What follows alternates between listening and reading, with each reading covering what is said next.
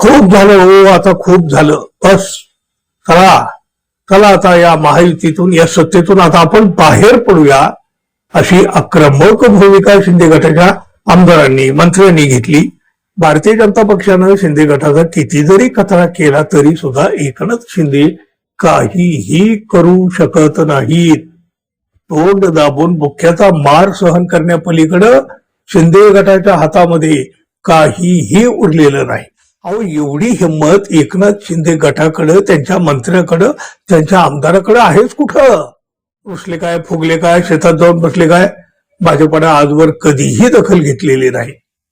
आणि आता तर काय हो, भाजपाला एकनाथ शिंदे काय किंवा त्यांच्या गटाची काडीचीही गरज उरलेली नाही. म्हणून आणि शिंदे गटाला तोंड दाबून बुक्क्याचा मार सहन करण्याचे दिवस असेच पुढे सुरू राहतील. मित्र हो, एक ना एक दिवस भारतीय जनता पक्ष एकनाथ शिंदे गटाला संपवून टाकणार असं आजवर अनेकांना वाटत होतं म्हणजे काय, आज सुद्धा तेच वाटतंय.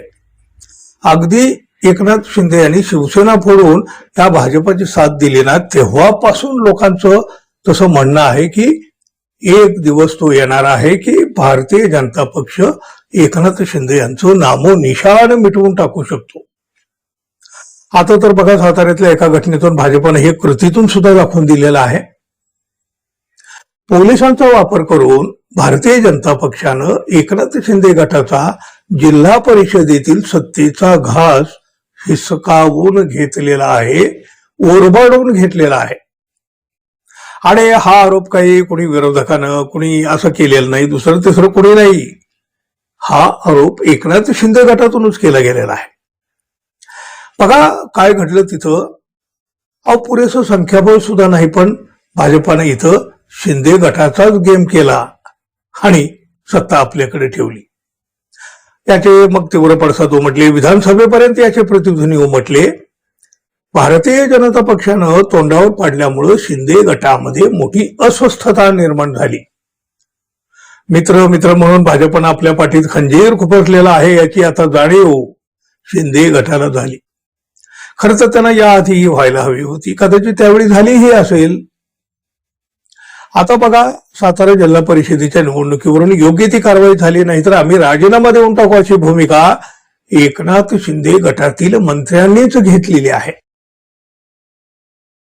भाजपाकडून शिंदे गटाची सतत गळचिपी केली जात आहे, त्यामुळे आता ठोस भूमिका आता तरी घेतलीच पाहिजे असा आग्रह या शिंदे गटाच्या मंत्र्यांनी एकनाथ शिंदे यांच्याकडे धरला. त्यामुळं साताऱ्याच्या या निवडणुकीतून भारतीय जनता पक्ष आणि एकनाथ शिंदे गट यांच्यामध्ये किती बिनसलाय हे उघडं पडलं. भाजपा आणि शिंदे गट या दोघातला वाद आता चांगलाच विकोपाला गेलेला आहे, याचं प्रदर्शन सुद्धा झालं. म्हणजे बघा, भाजपाकडे बहुमत नसताना सुद्धा भाजपानं अध्यक्षपदाच्या निवडणुकीमध्ये बाजी मारली, एकनाथ शिंदे गटाचा काटा काढून. या निवडणुकीच्या दरम्यान पोलिसाबरोबर झालेल्या झटापटीमध्ये मंत्री शंभूराज देसाई यांना दुखापत झाली. त्याचबरोबर मंत्री मकरंद पाटील यांच्यासोबत सुद्धा पोलिसांची झटापट झाली. आणि यावरून मग एकनाथ शिंदे गट आक्रमक झाला. काही मंत्र्यांनी थेट राजीनामा देण्याची तयारी दाखवली. मंत्र्यांनाच पोलिसांकडून धक्काबुक्की होते. आपले निवडून आलेले सदस्य मित्र पक्षाकडून पळवली जातात. आपल्याला मिळू पाहणारी सत्ता सुद्धा हिरावून घेतली जाते. मित्र पक्षाकडून सत्ताधारी मंत्र्यांना आणि आमदारांना मिळणारी दुय्यम वागणूक ही तर अगदी सहन करण्याच्या पलीकडे गेलेली आहे. मित्र पक्ष म्हणजे भाजपा आपले सदस्य फोडून सत्ता मिळवत आहे आणि त्यासाठी सामदाम दंडभेद आणि पोलीस बळाचा सुद्धा वापर करीत आहे. साताऱ्यामध्ये शिवसेना आणि राष्ट्रवादी काँग्रेस युतीकडे बहुमत आहे, म्हणजे आहे म्हणा किंवा होतं म्हणा. आता भाजपानं मात्र दबाव तंत्राचा वापर केला. शंभूराज देसाई यांच्यासारख्या वरिष्ठ मंत्र्याला पोलिसांनी सर्वांच्या समक्ष धक्काबुक्की केली. पोलीस कोणाचे?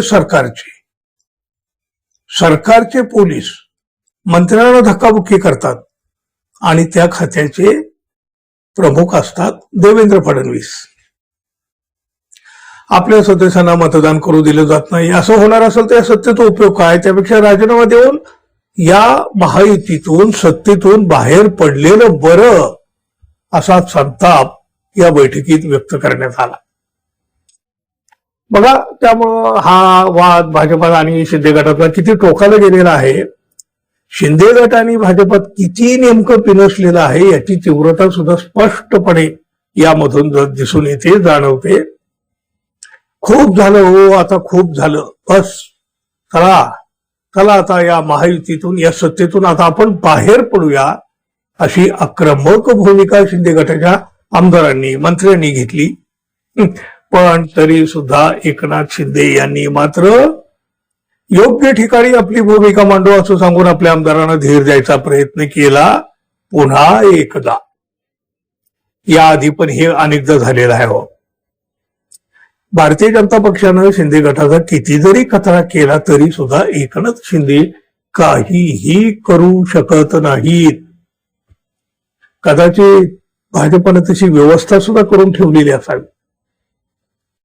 शिंदे गटाची प्रचंड प्रचंड अशी कोंडी भाजपानं केलेली आहे, पण तोंड दाबून बुक्क्याचा मार सहन करण्यापलीकडं शिंदे गटाच्या हातामध्ये काहीही उरलेलं नाही. शिंदे गट पुरता हतबल झालेला आहे, तसं तर तो आधीच झालेला आहे.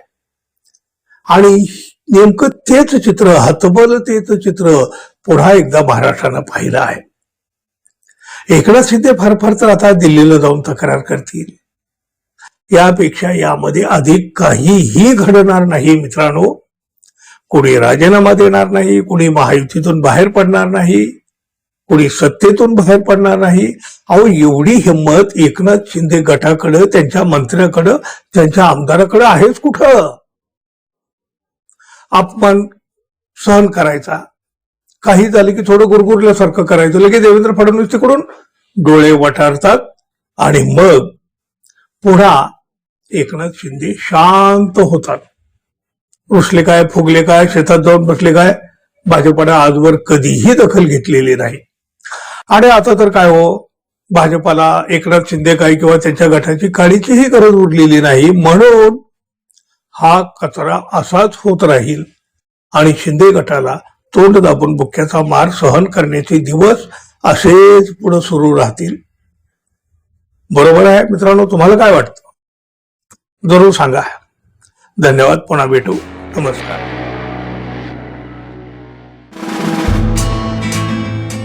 खूप झालं हो, आता खूप झालं, बस, चला चला आता या महायुतीतून या सत्तेतून आता आपण बाहेर पडूया,